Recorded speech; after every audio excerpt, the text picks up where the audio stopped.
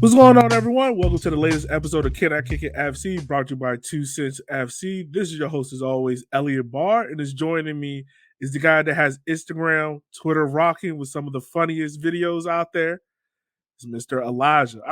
I gotta ask you this first before we get started. Are we at the point now where you only go and buy your first name? Are you just a one name man now? Not yet, not yet. We're trying to get there. We're trying to get there. It's crazy because I was watching the Kanye part one of the Kanye documentary yesterday, and at some point, like people were calling him Kanye, and he was like, "Nah, right now my name is Kanye West." So just the same, Elischa Edouard. That's what I go by. But hopefully one day I could drop the last name and I could just be just I Elisha. feel you. I feel you. By the way, how is the Kanye documentary? It's fire.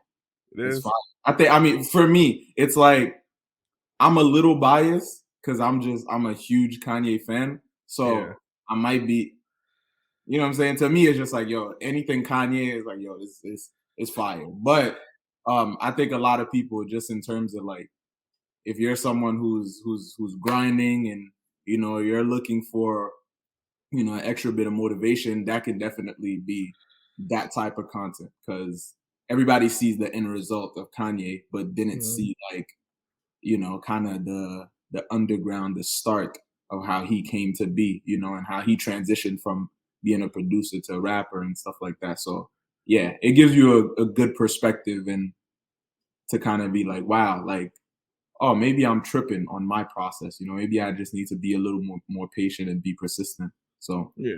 super motivational. I enjoyed it.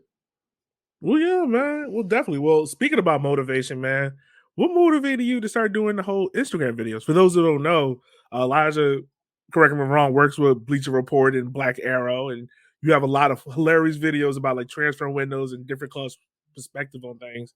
Yeah. What motivated you to start doing that, man? Um, I mean, I've been a fan of the game my whole life. Like, I was born and raised in Haiti, and I moved to Brooklyn about 12 years ago. And it was just, I've been around it my whole life. Like, my family, the neighborhood, I've been playing my whole life. I never played competitively, always just for fun, but I've been around it. And I guess, like, when I was in high school, I started developing, like, an interest in doing videos. Like, I saved up. That was around the time GoPros were it. And so I saved up, I got myself a GoPro and I was filming everything. Like I played lacrosse too. I used to film my teammates, class projects. I just started filming random things. And then at some point, after I graduated, I was just like looking for something that really excites me for me to do. I didn't want to, I was in school, but I wasn't really sure what I wanted to do. But, the more I was consuming soccer content, the more I was just like, wait a minute, like I just feel like there's kind of a hole in there that I can fill in that space that there's just like I know myself and I know what I can do. And I was just like, bro, there's some stuff out there that I could really do my way and just, do it uniquely based on myself. So and my love for the game, of course. So I just started testing it out, with the YouTube and things like that. And then eventually it's just I have so many different comedic inspirations and stuff, and it just kind of I was just like, yo, I want to start. I have a perspective on some of the things that happen in the game. Let me put it in skit form, and just started going from there. And then it's become what it is now, and still, you know, shifting and rising. And yeah, it's been crazy. But that's basically how it started. Was just like I consume content. I see that there's some stuff that I could do that's not out there. So let me just do it and see if people connect with it. And people have been connecting with it ever since. So yeah. Well, yeah. I mean, definitely people have connected with it. Now, the real question is, how many times did it take you to reshoot a video if you mess up? Oh man, as many times as it takes. As many times as it takes. Like if it has to and remember I live in Brooklyn. Like New York City is noisy. So it's just like sometimes it's not even that I can't get the take correctly. It's just like there's an ambulance or there's a cop car or there's somebody yelling at their child. If there's like, like a truck passing by, something. So it's tough, but it also it's all part of it. It's part of being in that environment. I wouldn't change it for anything is like New York, made me a lot of what I am now. So if I gotta deal with the noise of the city to get, the take right, or sometimes it's not the noise. Sometimes it's just like I'm tripping over this has to be exactly how I want it, how I imagine it. Sometimes how I like envisioned it isn't how it comes out. So now I gotta change it and try different things. But if it's not exactly how everything I've put out is 100% how I want it to be. Until it's that, I won't stop filming. If I run out of space, I'll delete some other stuff and make it everything to do it exactly how I want it. So yeah, it's low key obsessive sometimes, but I gotta be okay with it at the end of the day to put it out. So Nah, I mean, I definitely feel you. Like, as a fellow content creator, it's like yeah, when I'm out here like recording like short takes for videos and stuff like that. If it's not like my voice sounds weird, or if like the audio isn't right, or if I hear like a weird sound in the background, I get pissed and I'm like, oh, I gotta do it again. I gotta do it again. So I yep, definitely feel your pain on yep, it. yeah, yeah. It's crazy, but it's like it's. I love it too because it's just it's like yo, it's your creation. It's like it's my baby. I need this to be, bro. If the pitch, if I go, huh, I'm like, nah, I gotta go, I gotta go lower. You know what I'm saying? It has to always be pinpoint accurate, exactly how I want it. But yeah, Right, it right, comes with right. the story though. um, so I want to ask you this, man. How did the relationship with Bleacher Report come apart? Because all of us all know, anyone follow sports, outside of the ESPN app, you're probably going to find the Bleacher Report app on some guy's phone. Yeah. So how did that whole relationship started, man? Um. Big shout out to Sam, man. Sam Mayton. He works with Bleacher Report, and he when I started doing my TikTok videos, I guess they caught wind of it and saw one of the videos, like my which one was it? The How to Catch a Football Fan. There was this skit series I was doing at the time, and then I guess saw it, hit me up, and was just like, hey, this is dope. Like I think they asked about posting it or like, this is dope. Maybe we can do something around that or something like that, like with you. And then we did one. I think it was like the Sancho at the time was like trying to find a team, and there was a lot of rumors about that. So they were like, "Yo, let's do something with it." People loved it. We did another one and another one and another one, and then from then on, I've done like skits. Now we're doing our interview show, Ball, that Mhm. we just put out the first episode with Kingsley Coleman. So it's like it's just a growing relationship that just started from them just genuinely being like, "Yo, that was a funny video. Let's do something." And here we are. Yeah, man. I gotta admit, by the way, you just said you dropped a new show, Ball, and I saw it. And I was like, oh, snap, that's pretty dope. Like, how is it for you, for someone that started off with small beginnings to now be interviewing like guys like Kingsley Coleman and others? Like, how is that for you? Like, do you have that surreal moment? Like, yo, I can't believe I'm getting paid to do this. It's crazy because it's like I still feel like I'm in those humble beginnings because it's just because to me it's like the things that I want to do is like I'm just scratching this. It's just the tip of the iceberg of like what I envision myself and the goals that I have. So it's like I still feel like I'm just in I'm in the jungle, like I'm in the trenches, still trying to prove a point type of thing. So sometimes I do have to take a step back. It doesn't take until someone like you asking that question for me to be like, oh snap, like I'm doing that. But for the most part, I'm so like in it that I'm just like my passion doesn't even allow me to sometimes be too overwhelmed by what it is. Like some of the other guests, I can't reveal now, but that we're gonna have on, Ball is just like, oh snap, like this is fire. But yeah, it's just I don't let it get to me too much because I'm still like a fan of this space and a fan of soccer content and the game and everything like that. So I'm enjoying the ride, but I'm enjoying the grind too. So um yeah, it's definitely like I'm super humbled by it. Like when I meet people in the street and they like recognize me for the videos, I'm just like this is crazy, like just from thinking of stuff in my head filming it, making it happen in the hopes of like brightening someone's day. And now to see like that it means something to people and that they, appreciate it, it's crazy. It's crazy. I can't even, yeah, sometimes I can't put it into words. It's just crazy. I mean, I can imagine so. I mean, do you ever find yourself almost, and I talked about this on my last podcast with Michael, about fighting like imposter syndrome or like you feeling as if you're not worthy of being in the space? Do you ever find yourself having those kind of feelings or anything? No, never. Never.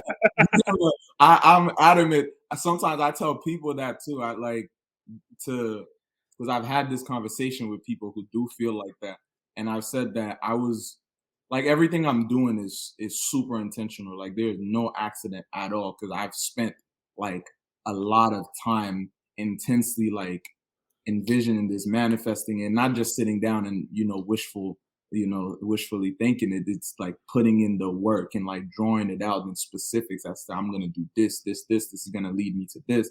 And this is how I'm gonna maneuver. So it's not an accident, This it's sometimes it seems just easy. That is just like, and to be honest, a lot of the time the concepts just come. I don't have a necessarily like a process of how I come up with ideas, but and some of the times it's just like me, just the energy that I bring just does it. So it's just like because I put in so much work, to build a foundation before I can even press record. I'm just like, nah, like I purposely made all of this happen. And, with God's blessings, it's just like, it's impossible to feel like I don't deserve any of it. And like I said, it's like just the beginning. So Yeah. there's so much more. Yeah. No, I mean, I think that's a really important answer though, because like, you got to feel comfortable in the space you're in and knowing that, I think when you came down to Richmond, we talked about it, man. It's just being like everything we're doing, we got to be super intentional with it because we never know the impact that is having on those around us. Yeah. So, talking about that impact, like, what do you see for yourself going forward? Like, do you see yourself having like a sit down show or anything like that? Oh man, like we want to do all of it, man. Like everything. Like we want to travel, want to do, sit downs. We want to do a mix of the like. There's so many things that low key. Some of the stuff I want to do, I don't even want to say it because I don't want somebody who's in the position to make it happen, even though it's not going to be the same. But like some of the concepts I have, like I want to touch like all sides of it, and also some serious stuff too. A lot of times it seems like whenever people see me, they're just like, skits and comedy and just high energy. But a lot of it too, like that I want to do is things that are going to bring value to people and really help people, whether it's, financially, spiritually, mentally. And I'm big on, taking care of your mental health. I'm, there's just so much like philanthropy, like things that I really want to be able to use the platform, the voice, the impact, the money, everything that comes from this world to help people and change people's lives. So that's ultimately more than just getting a laugh, even though that's so important to me because I think laughter is the best medicine and it brings people happiness and it makes like just one video. I've had people that is like, yo, bro, school was stressing me out, just life was kicking me. I watch your videos all the time to just, bring me up. And it's super humbling. And, it means a lot to hear that. But it also is like there's so many ways that essentially I just want to help people and use, the product of this work to just help people's lives, man. So yeah, essentially that's the end goal. Make bigger, better content that's gonna help us, help others. Right. So I want to take a moment, and for those that are watching this, I want you to focus on the scarf that Elijah has on. Let's talk about this scarf, man, because ain't gonna lie, it's giving me real diaspora vibes, yo. It's pretty dope. I'm saying inspire the culture, yes, sir. So I got this from the Black Players Alliance at USL, and they sent this over to your boy. Appreciate it. This is definitely I'll say this off rip. This is the most fire piece of accessory that I have in my closet already. Like this is dope, and I had to put on the. I'm trying to transition into the fashion a little bit too, so I had to put on the Only thing missing is the things. beige coat and the Chelsea boots. That's all that's missing. You know what I'm And the saying? gold Hey, chain. listen, it's there. It's in the closet. I just I wanted to. I didn't want to go too hard on them. You know what I'm saying? They already think New Yorkers are, full of themselves, whatever. I wanted to go a little low key, but still make a statement. See, you can't say that and then previously said like, nah, I don't believe I got here for my hard work.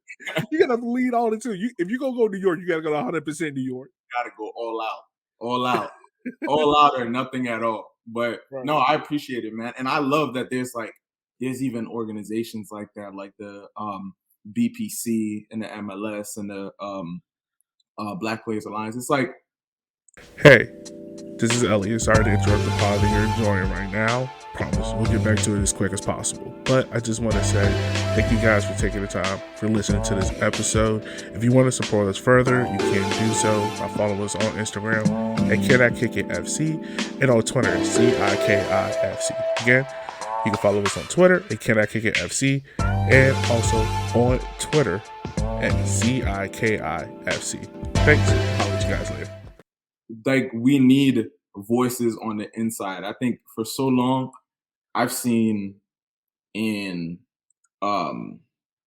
like Arthur Ashe in tennis. I've seen, basketball players. I've seen Muhammad Ali in boxing and so many different sports where players are not afraid to be outspoken and to talk about, issues specific to Black people that for so long in football, in soccer, there was so many people that were silent. And I was just like, man, like you guys have no idea the influence that you have on people. So if you would actually speak out against this, it would make such a huge difference. And so now that there's those organizations and those players and former players that come together to make sure they give not just the players a voice, but that they're pushing the envelope outside of the game too to make things happen in the society. Like it's still just the beginning of it. So I'm super excited in how it's gonna develop and all the people that is gonna be able to, help out.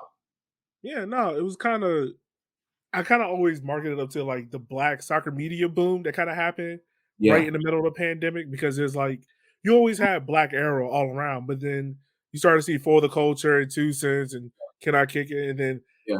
more people started doing like the TikToks and things like that, and it's kind of just been this overall blossoming thing where even Yeah, last year you came out and shot with Black Arrow the Henny Derby. Like yeah. I just for someone that's in it from Which the was media, painful. Which was right? painful. Gotta get into that. We gotta get into that too. Oh, we will. We will. Well, I want to ask you this, man. Like, for someone that's been entrenched in it, how is it for you to see it from a different like perspective? Because like you're working with, like we said, Kingsley Coleman, Bleacher Report, and you're seeing like these grassroots Black soccer media platforms starting to form and kind of build. How is that for you to see? It's a breath of fresh air, and it's also like it's relieving because it's like I'm not gonna lie. Before I really started, I was really looking for what's out there, like what's up and coming, like what's especially like even in New York because that's where I live. So I really wanted to try to collab with as many people as possible too. And I'm like, what's out there? And then when I started seeing the Black Arrows and the and Wavy Footy, shout out to Wavy Footy and 2 Cents and everybody who's making it happen, it's just like, oh, like thank God, because I never wanted to be like in this space where there's not enough of us and I'm just like the guy or anything. Like I don't care about being the guy. I wanted to be a lot of guys and girls and stuff. So it's like it's like, like yes, like we got numbers in this, and it's people who are really about the game, who know what they're talking about, who like it. So it's authentic, it's Black, it's just dope. So I'm just happy that all of these different groups exist because it's only gonna get bigger and better. So yeah, it's Yeah. it's a relief. Oh, so let's go ahead. Let's talk about it. Henny Darby, man. What were your? I want to ask you this is kind of like a two-part question. what were your first initial thoughts before you came to Richmond, and what was your thoughts afterwards you came to Richmond? So to be honest, I was like, I wanted to have like when Aaron told me about it and said, okay, we're gonna go to Richmond, this the Henny Derby. First of all, I was like, Richmond, where? Like Virginia. I'm like, Richmond, Virginia. We going to Richmond, Virginia? Like, what's it? No offense. I was just like, because again, I've been in New York forever. I'm like, what's in Richmond, Virginia, bro? Like, how are you trying to set me up? What is going on? So he was like, yeah, this is the Henny Derby and everything. And he just said it so casually. I was like, yo, circle back. What do you said the what? The Henny Derby. I was like, what? Why are you talking about Virginia? What is the Henny Derby? What are you saying to me right now? Like it just. He was like, yeah, it's this thing, and went on to explain it to me, and I was like, nah, I have to see this like in person. And then it was just, bro. I was like, yo, there's just that's why I love the game so much and the scene here in the US because you'll never know what traditions or what little things like come out of it and are happening in places that you would never even imagine. Like now, like Richmond is one of the dopest places that I've ever visited. Like I'm just like, yo, I never even would have imagined that I would enjoy being in a place like that, let alone and the Henny Derby being one of those things that I never forget that. Like I gotta be back, just whether I'm making content or not. I just gotta go back because it's just like it's the Henny Derby, bro. And the vibe was exactly how I expected it to be. Like it was crazy. I had a little beef with one of y'all fans at the game because he was like, but I had a little beef with him because he was one of the, one of these people who kind of try to gatekeep their team. Like who was kind of mad that me and shout out to Emmanuel, our cinematographer, who was Oh, there. yeah. He was kind of upset that we're just kind of invading y'all space and coming in. But I'm just like, yo, we're happy to be sharing this with the world. Like we're trying to do something good and enjoy and not overstep our boundaries and enjoy this experience. But again, all of that still is part of it. It's part of the game. It's part of some people are gonna be like, nah, we the real fans, y'all need to stay over there. And then some people is gonna grab me and hug me. And there was that on both sides. So it was, bruh, I didn't know what to expect going into it. I just knew it was gonna be something I've never experienced before. And it was that and more, bro. It was, if y'all never been to the Henny Derby, make plans, head on over to that, man. It's crazy. Super fun. I enjoyed it. Yeah, man. I mean, it was. I gotta say that was probably one of the best games of the year, which is the way how it ended and everything and the whole atmosphere around it. Like it was a great place to be at. But let me ask you this a little bit: the Henny Derby, for someone that was just coming into it, when you first heard of it, like the Henny Derby, like, and then after seeing it, what do you think that means for the culture and having a safe space for Black people that are looking to get into the game? What does it mean to have like a derby like that for them to get into? I think it's important because we see, especially with the European teams being more in the mainstream, like everything about the traditions and kind of like the culture around the game a lot of times is influenced by European culture that comes with whether or not the teams have African players and South American players. It's like if you're playing in the Premier League, you're surrounded by English, British culture. If you're playing in Spain, in Barcelona, Real Madrid, whatever, you're surrounded by Spanish culture. And so it's just everything around it is European. And so everything that they do, and because it's so popular, it's it's influencing what people think and what people do and how people perceive the game all over the world through a European lens. So when we get with Black Arrow and we make content like this and we highlight, things like the Henny Derby, it's giving people all over, like not just Black people, especially Black people, who aren't already invested in the game or who aren't already fans, giving everybody a different perspective. That's like the most important thing. Like, yo, you don't have to see the game this way. You don't have to celebrate the game this way. You don't have to feel this way about the game. There's different things that you can get into, and that's what I love about this game. It's a global sport, and it's like it's things like the Henny Derby give us the opportunity to be like, yo, like, oh, we could do that, like, and it not being corny. Like, yeah, you can. Like, you could, like, you could do certain things and enhance your experience as a fan. So it's that's why I'm happy also about like AFCON getting the recognition that it's got this year. And again, just scratching the surface, I just expect it to be bigger and bigger over the years. But yeah, it's important for people to see that you don't have to be stuck in how we've been seeing and thinking about the game forever. Like, there's other things out there. There is the Henny Derby. Like, if you go to Austin, like, there's the way the Austin FC fans, operate. It's nuts. It's crazy. If you go to the Kentucky, it's different. If you go everywhere, ATL is just showing that, yo, there's different perspectives out there. Y'all are welcome to join in. Y'all are welcome to make your own, because this is not an exclusive sport. It's completely inclusive, and we're not going to gatekeep it no more. We're going to let people enjoy it the way they want to. Yeah. Facts. Well, man, I got to say, man, this has been a great show with you, my man. Love. Absolutely.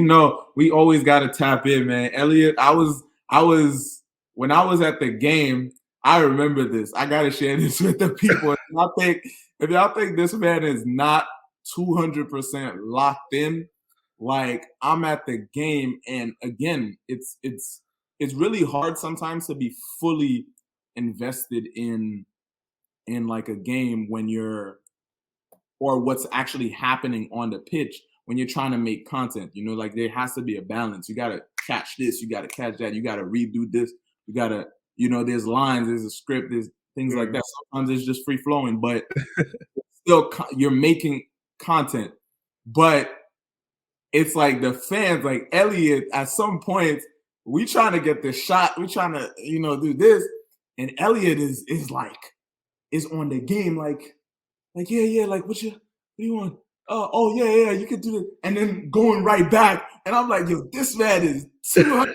He don't care about no video. He trying to make whatever. Like, he's trying to watch his game because they trying to win it.